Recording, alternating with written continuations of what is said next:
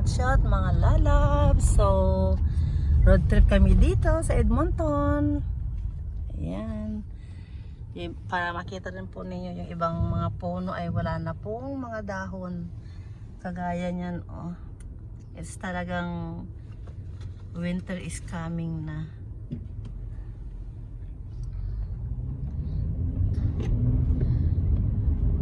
Karamihan ng mga puno wala nang dahon.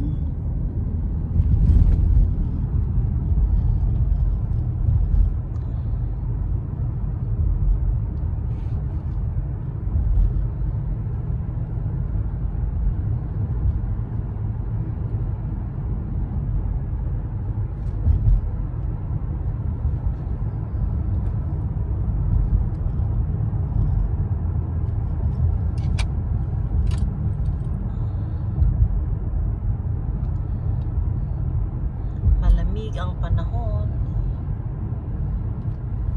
kawawa yung puno pag wala ng dahon, ano, kala mo mamatay na. Yan, no, parang magiging ghost town yung mga puno. Ayan.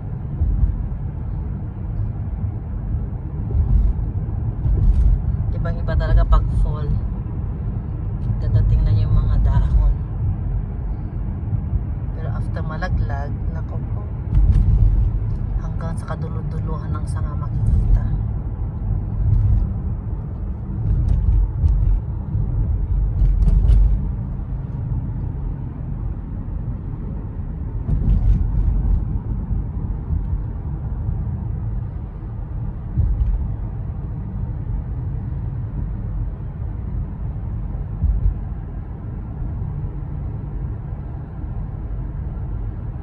Karami ng puno dito, wala nang mga dahon.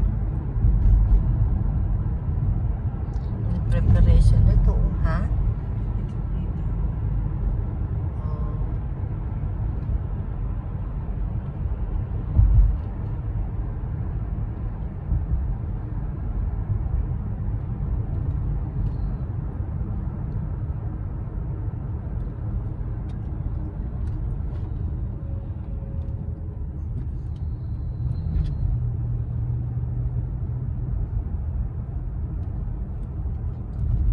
Daming mga ano dito under construction.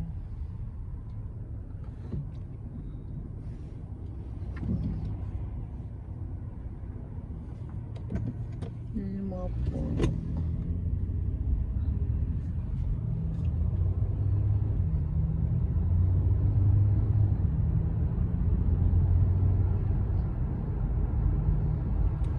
Ito po yung Edmonton Mall, the largest, nasa World of Records ito, the largest mall parking in the world.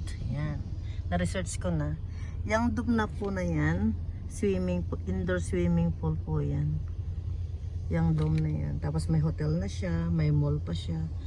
Ang daming parking ito, paikot ang luwag. Ilang layer ng parking para dyan.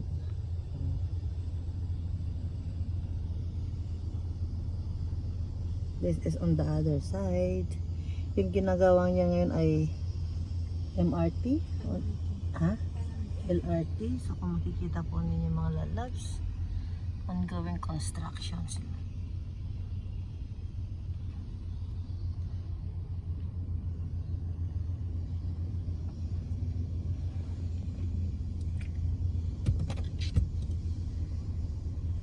Traffic. Pero hindi masyadong may matraffic, ano. Pag rush hour matraffic dito dahil sa mga construction.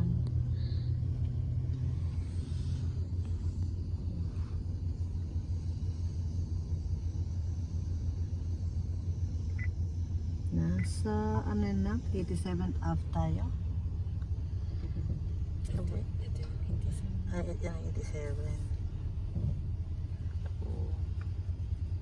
178th Street. Itong nasa linya natin.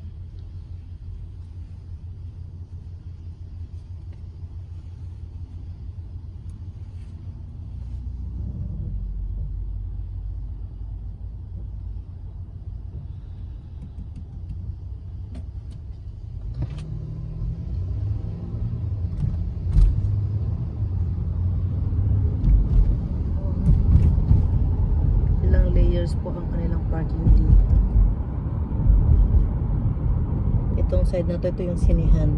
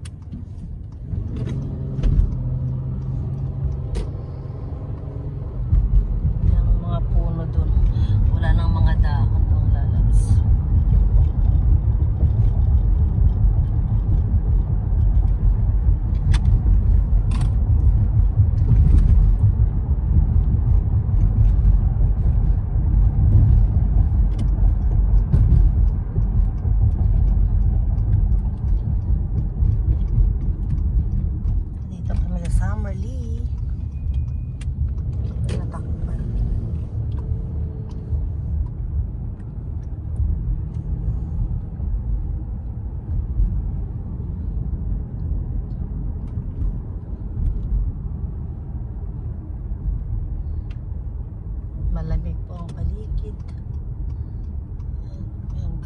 Nag-aayos sila kasi mag-i-snow na. Inaayos na yung mga pathways.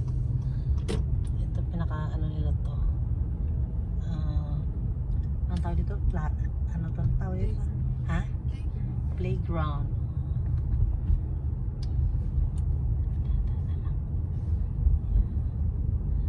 Ito yung mga bahay dito. Yung subdivision nila malapit sa mall. Walking distance lang dito ang mall. Ando doon na po yung mall. Sa side na yan.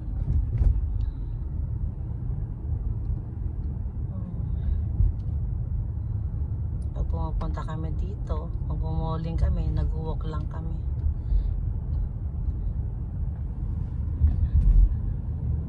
Kasi ang mall andyan lang sa halos tapat lang nila.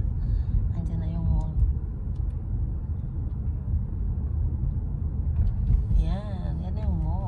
Sa kabilang bakod lang. Daan lang yung nakaharang in between. So we are now here in my sister's house. Okay. Yan na yung puno ng kanilang kapitbahay. Ayan, sandali ha. Ito yung kapitbahay nila. Iwan ko ito. Tayin ko muna ng mga ilang minutes. Okay.